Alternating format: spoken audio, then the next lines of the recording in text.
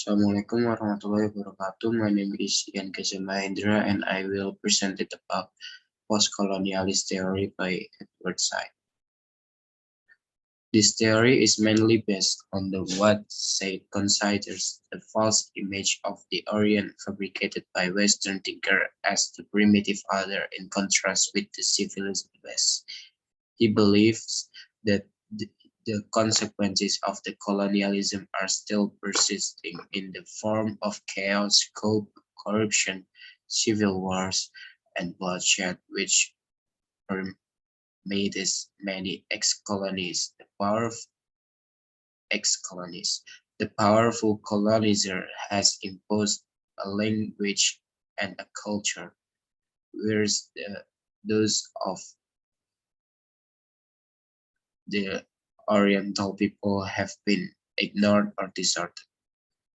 Said's theory of postcolonialism is mainly based on what he considers the false image of the Orient or the East that has been fabricated by Western explorers, both novelists, philosophers, political theorists, economists, and imperial administrators since Napoleon's occupation of Egypt in 1798. According to Said, these have always shown the Orient as the primitive, uncivilized other in an attempt to create it as the contrast to advanced and civilized West.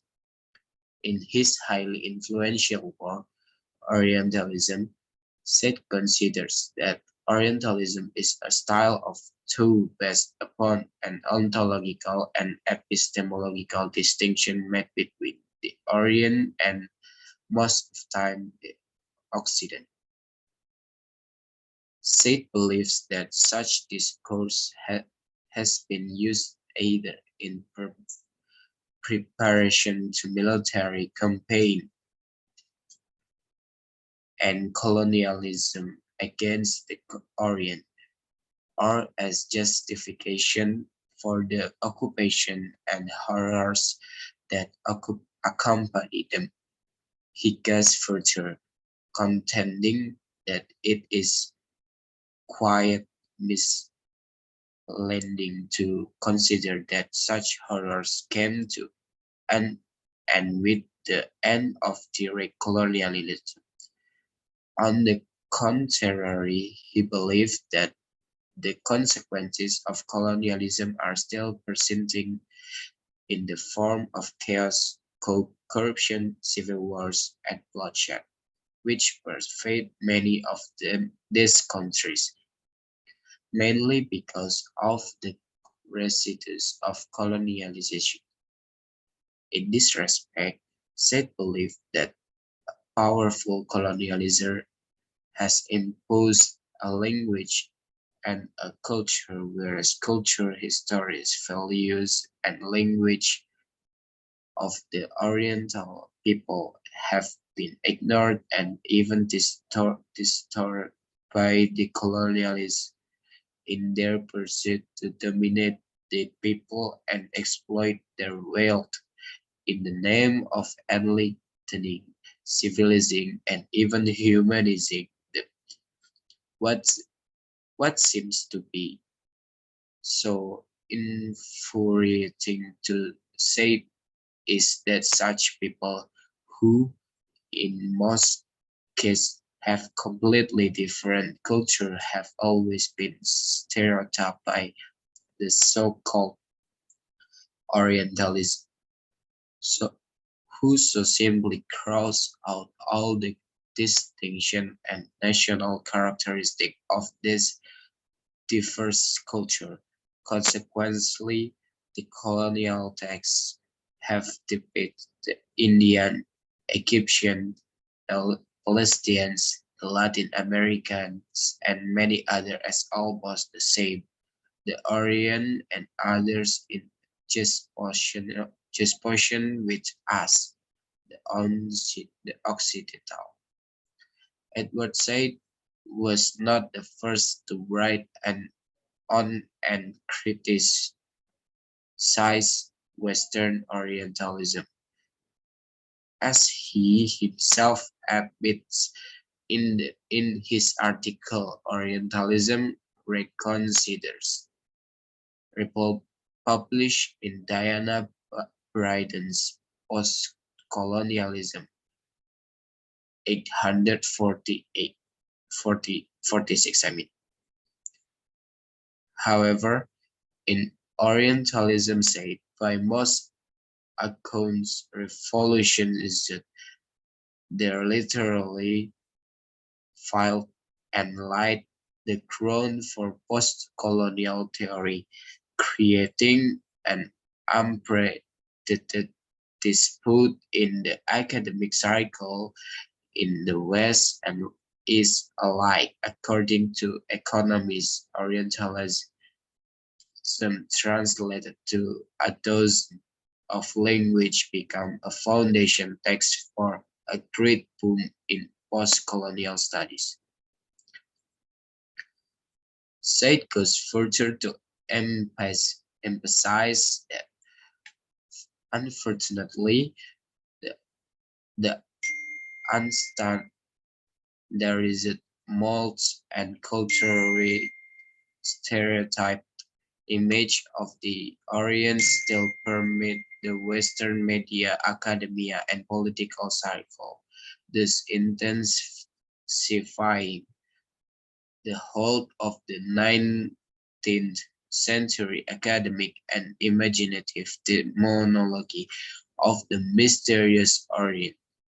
Orientalism 26.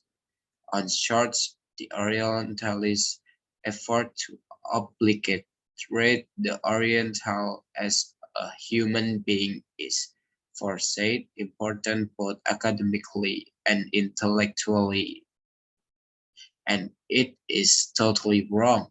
So to separate literature and culture from politics and history is the necessity to study and understand society and literary culture together. That is why Said refers to specific example of book written by Orientalists and analyzes them in a detailed study showing how this supposedly subtle work of art have not only distorted and distorted the East with its values, culture, tradition, and language, but also encourage overtly or covertly the deposition process the imperial West has practiced against the East. In other words, the Western fabricated image of the Orient was a preface and reinforcement of the Western imperial rule over the Orient. Conclusion: no matter what, although Chinua Achebe's essay An Image of Africa on Joseph Conrad's Hearts of Darkness exploded a storm of protest and denunciation in the Western literary circle. Still, there is almost consensus that the novel will never be read again, secluded from Achebe's views. Likewise, it seems certain that a critical reading of the literary heritage of both the West and the Orient can never be comprehensive without Edward Said's legacy and a legacy that both supporters and critics acknowledge the profound influence it has had in the field of humanities.